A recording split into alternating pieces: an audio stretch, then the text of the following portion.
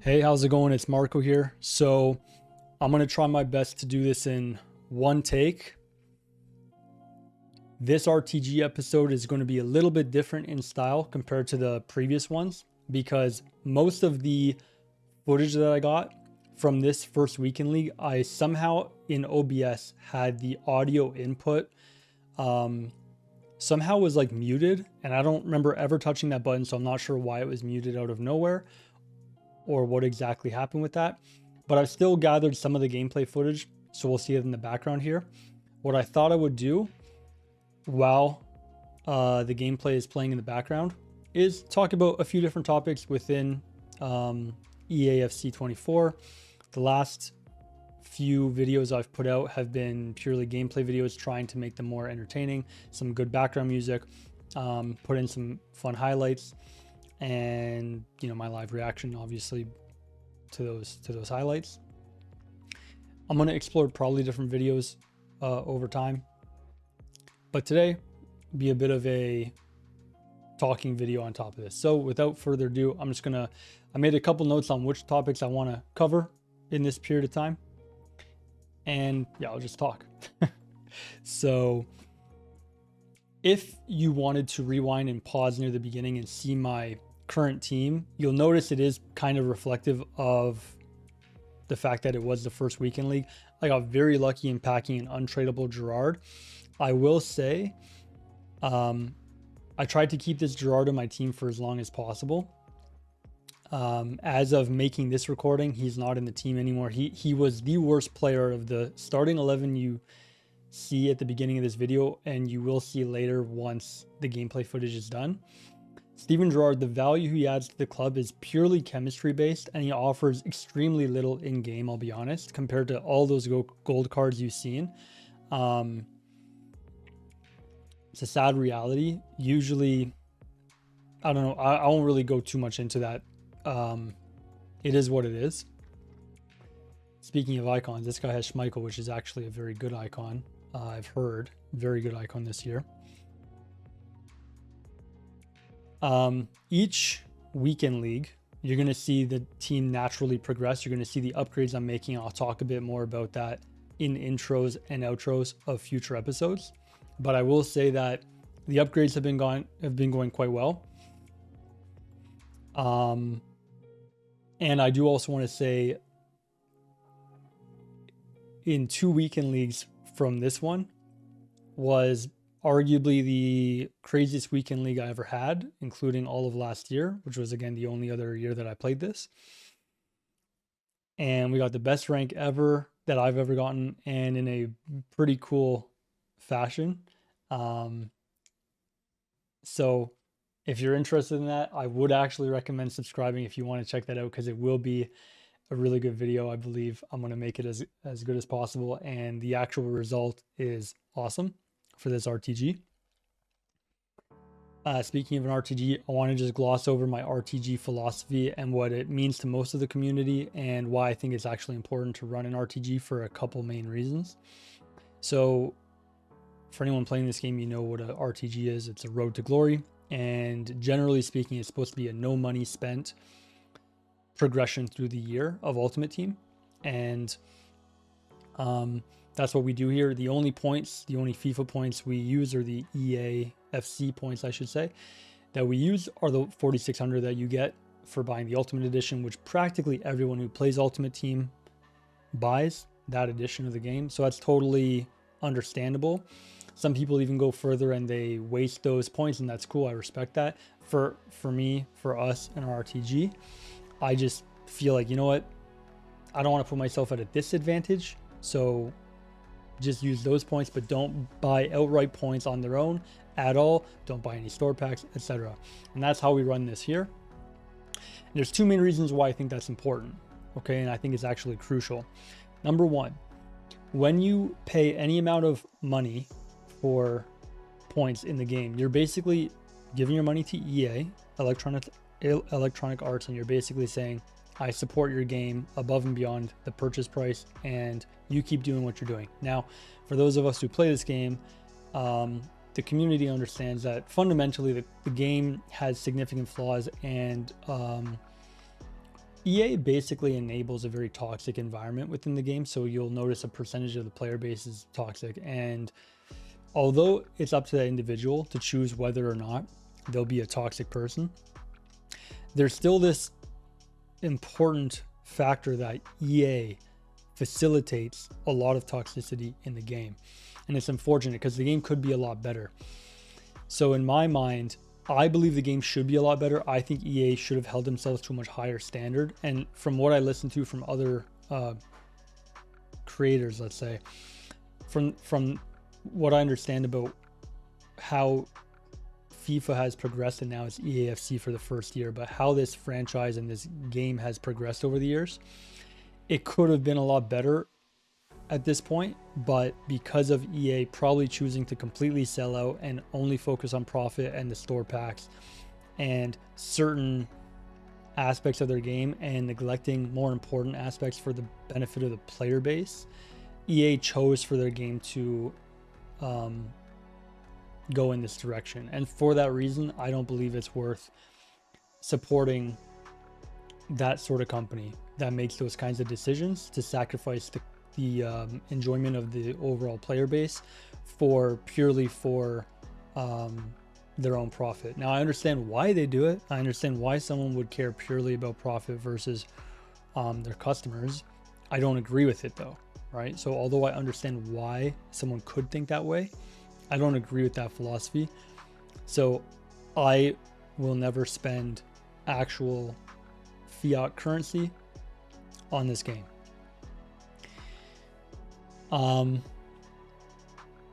Second main reason is that what seems to be the case, and I know, my cousins play this game. I know a few people who play this game, so I know from a bit of my own experience through my circle, and I have this feeling that this applies to a lot more of the player base.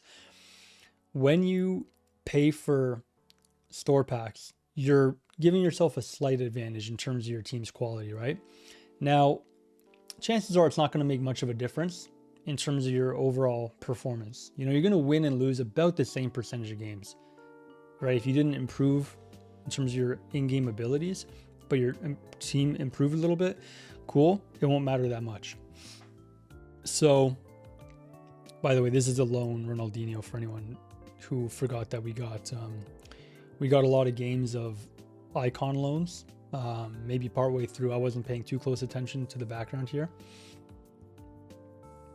And funny enough, we're playing someone whose username is verified Dino, almost like Dino. But anyways, I was using some of the loans throughout here. Oh, that was the last win to secure. Do we keep playing after that, or is that the end of this weekend league?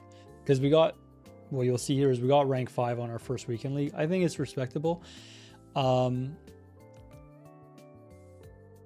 Anyways, I'll touch on the rank situation later. For now, I'll just continue my train of thought here. When you lose the same amount, when you lose, it feels worse because now you spent money on the game. If the feel of the game isn't any better, obviously, because your money isn't going to the gameplay, your money's going into their pockets, right? When you pay that money, you don't necessarily get a better experience, and in some ways you get a worse experience because now your team is a little bit better, but you didn't perform any better, and it's just going to leave you kind of like unsatisfied probably. Okay, and I'll give you a bit of an example. So my younger cousin, he did spend some money on the game for store packs, the FIFA points, FC points, and I think this happens to a decent percentage of the player base. They get frustrated at some point. They sell their players, or they quick sell them, or they throw them in an SBC, or they quit. And most of those people probably just quit and they're done with the game for the year or forever, whatever.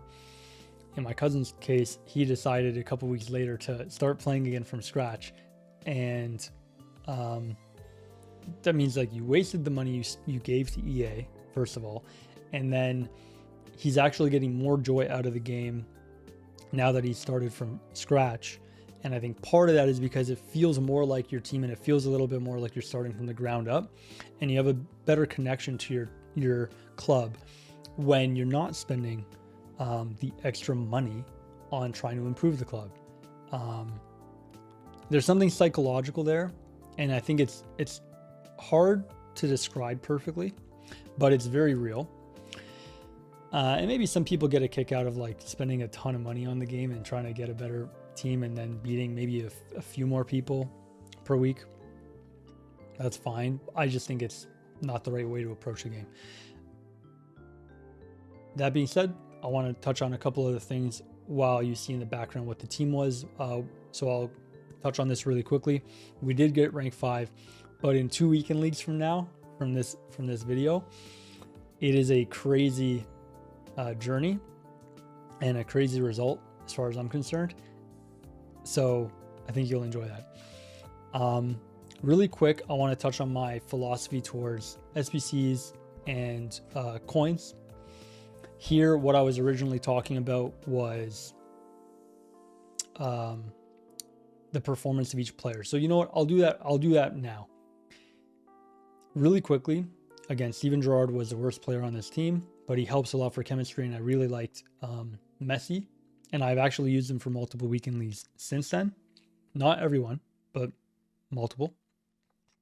Cavaro is pretty good, nothing crazy. Carlson is quite good, very serviceable. Nothing crazy, but very good value, like I mentioned in past videos. Goretzka was good. That Taylor card was great for chemistry for Messi and was actually pretty good in game.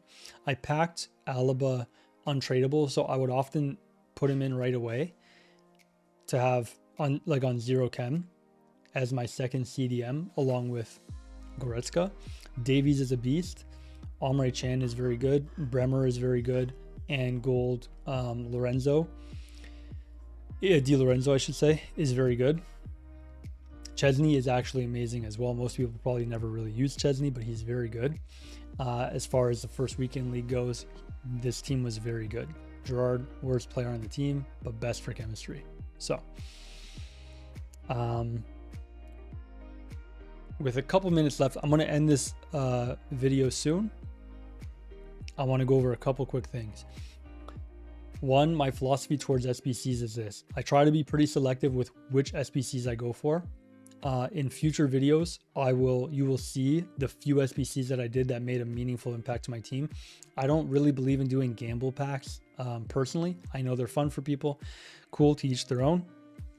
Maybe you can get a club legend out of it, but I think overall it's not the best value. I don't like the idea of investing fodder and coins into a player that I may not actually want to use in the team. That would be a bad feeling, so I avoid that. And I do think that in this game, coins are king, as they say. And it's pretty true. It gives you a lot of flexibility in terms of how you can evolve your team and build it. So I try to keep my coins liquid. Anything that's tradable, I keep it tradable. I rarely put any tradable fodder into an SBC. It's very rare. And if it is, it's very minimal. This allows me to have the most flexibility with my team as the RTG progresses. Because towards the later stages of this game, I'm going to be able to afford high-end players with that diligence that people would think I'm like a pay-to-win or pay-to-play player, but I'm not. I'm just managing the club very well, starting from pretty reasonable level. I mean, you look at the back line there, you look at the goal, you look at the midfield. Like, yes, I got lucky in packing Gerrard, but Gerrard's not like a very meta player. Anyone knows that anyways. And this team is nothing crazy. And Messi this year is very affordable because he's hard to link.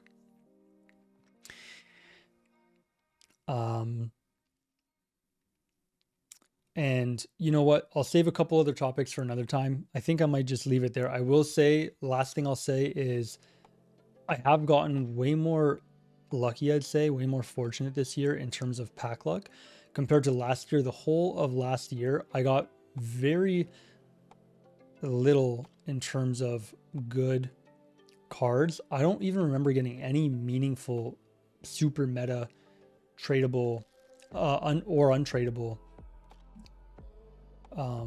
cards. And I'm going to wrap this up real quick here. I don't want to run this too long, but basically this year we got multiple pulls. Tradable Holland was the card that enabled us to make this team in the first place. Otherwise this team would have been way worse. And then a couple weekend leads later from a tradable pack, I got a very good pull, which I'll touch on in a future video, or I'll show you. I don't think I'm recording any of my pack openings for the reasons I mentioned earlier. I don't believe in promoting much of or any of the pack opening gamble aspects of this game, to be honest with you. And then packing this untradeable Gerard has its benefits, although they are more limited than you would think. And yeah, I just want to say I've gotten pretty good pack luck to start this year. And if you've listened this far, you've stayed tuned so far, I just want to say thanks. Hope you're enjoying the content. I want to keep trying to do better and better. And I know I've been behind in terms of the timeline. That would be obvious if you're following along with this game and the game cycle. But I do have a full-time career that I love. And between that and a couple other factors, it's hard for me to create and upload as frequently as I would like to. But I am going to try to do a better and better job of that in the near future.